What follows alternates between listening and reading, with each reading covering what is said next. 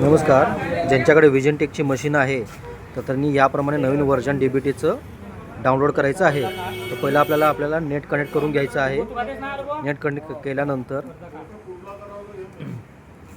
आपल्याला सेटिंगमध्ये जायचं आहे. सेटिंगमध्ये जाऊन ॲप मार्केटमध्ये जायचं आहे. ॲप मार्केटमध्ये तुम्हाला DBT ॲप दिसेल.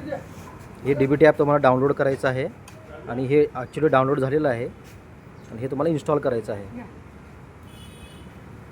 अपडेट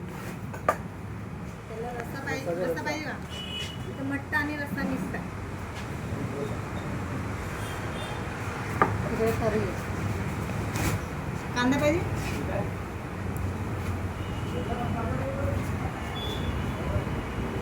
तुमच्या इकडे देऊ का सर? कुठे नको.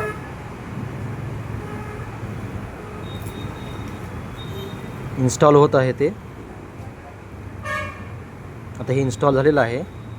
तर आपल्याला पुन्हा DBT ॲपमध्ये जायचं आहे.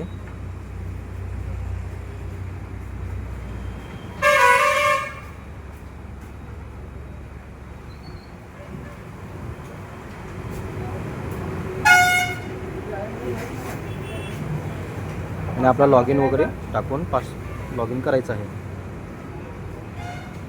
तर तुमचं हे लॉग इन होऊन जाईल. ठीक आहे, धन्यवाद.